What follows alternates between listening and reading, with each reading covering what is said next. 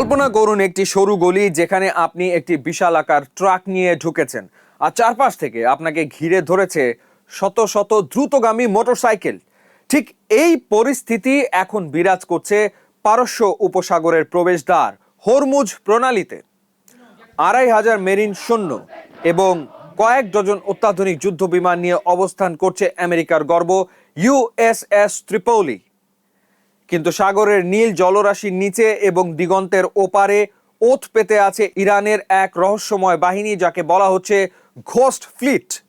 আজ আমরা জানব কেন বিশ্বের সবচেয়ে শক্তিশালী নৌবাহিনী এই সংকীর্ণ জলপথে নিজেকে অনিরাপদ মনে করছে। ইউএসএস ত্রিপোলি কোনো সাধারণ জাহাজ নয়, এটি একটি LHA-7 শ্রেণীর অ্যাম্ফিবিয়াস অ্যাসল্ট শিপ। এটি বহন করতে পারে অত্যাধুনিক F-35B lightning two stealth fighter. এতে রয়েছে ২৫০০ জন উচ্চ প্রশিক্ষিত মার্কিন মেরিন। আকাশপথ এবং জলপথে একসাথে আক্রমণ করার সব সক্ষমতা এর আছে। কিন্তু সমস্যা হলো এই জাহাজটি সাগরের খোলা পানিতে লড়তে অভ্যস্ত হরমুজের মতো অগভীর এবং সংকীর্ণ জলাশয়ে নয়। ইরান জানে তারা সরাসরি বড় জাহাজ দিয়ে যুক্তরাষ্ট্রের মোকাবেলা করতে পারবে না, তাই তারা তৈরি করেছে তাদের অপ্রতিসম নৌকৌশল, অ্যাজিমেট্রিক ওয়ারফেয়ার। ঘোস্ট ফ্লিট কি? এগুলো হলো শত শত ছোট, দ্রুতগামী এবং রাডারে সহজে ধরা না পড়া fast attack craft. Swarm tactics কি? মৌমাছি যেভাবে একসাথে ঝাঁক বেঁধে আক্রমণ করে, ইরানের কৌশলও তাই। ত্রিপোলির মতো একটি বড় জাহাজকে লক্ষ্য করে যদি একসাথে ৫০টি ছোট নৌকা ভিন্ন ভিন্ন দিক থেকে অ্যান্টিশিপ মিসাইল বা টর্পেডো নিয়ে ধেয়ে আসে, তবে জাহাজের ডিফেন্স সিস্টেম কনফিউজড হয়ে যায়। উপকূলীয় মিসাইল ব্যাটারি। ইরানের উপকূলে পাহাড়ের খাঁজে লুকিয়ে রাখা হয়েছে শত শত ভূমি থেকে সমুদ্র মিসাইল, যা যে কোনো সময় আগ্নেয়গিরির মতো ফেটে পড়তে পারে। হরমুজ প্রণালী যেখানে সবচেয়ে সরু, সেখানে এর প্রস্থ মাত্র ২১ মাইল। এর মধ্যে জাহাজ চলাচলের লেন মাত্র ২ মাইল চওড়া। ম্যানিওভারের সীমাবদ্ধতা। বড় জাহাজগুলো দ্রুত ডানে বা বামে মোড় নিতে পারে না এবং মাইন আতঙ্ক। অগভীর পানিতে ইরান সহজেই হাজার হাজার সামুদ্রিক মাইন বিছিয়ে দিতে পারে। একটি ছোট মাইনের আঘাত বিলিয়ন ডলারের জাহাজকে অকেজো করে দিতে পারে। পরিস্থিতির গুরুত্ব বুঝে যুক্তরাষ্ট্র এখন একা লড়তে চাইছে না। তারা কেন আন্তর্জাতিক নৌ সহযোগিতা চাইছে? প্রতিদিন বিশ্বের ২০% তেল এই পথ দিয়ে যায়।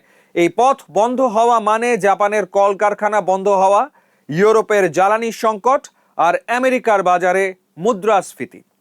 আন্তর্জাতিক জোট থাকলে ইরান সহজে আক্রমণ করার সাহস পাবে না, কারণ সেক্ষেত্রে তাদের বিরুদ্ধে পুরো বিশ্ব দাঁড়িয়ে যাবে। পারস্য উপসাগর এখন একটি বারুদের স্তূপ। ইউএসএস ত্রিপোলি এবং ইরানের ঘোস্ট ফ্লিট একে অপরের দিকে লক্ষ্য স্থির করে আছে। একটি ছোট ভুল বা ভুল বোঝাবুঝি শুরু করে দিতে পারে তৃতীয় বিশ্বযুদ্ধের মতো ভয়াবহ পরিস্থিতি। প্রশ্ন হলো, প্রযুক্তি কি ভৌগোলিক সীমাবদ্ধতাকে জয় করতে পারবে, নাকি এই সংকীর্ণ জলপথই হয়ে উঠবে সুপার পাওয়ারদের জন্য এক মরণ ফাঁদ?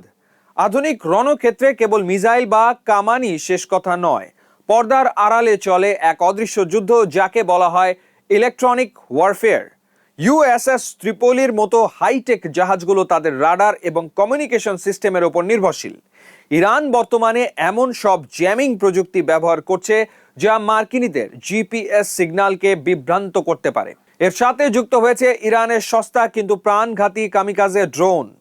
ঝাঁকে ঝাঁকে আসা এই ড্রোনগুলো ধ্বংস করতে মার্কিনীদের এক একটি দামি ইন্টারসেপ্টর মিসাইল খরচ করতে হয়, যা কৌশলগতভাবে ব্যয়বহুল।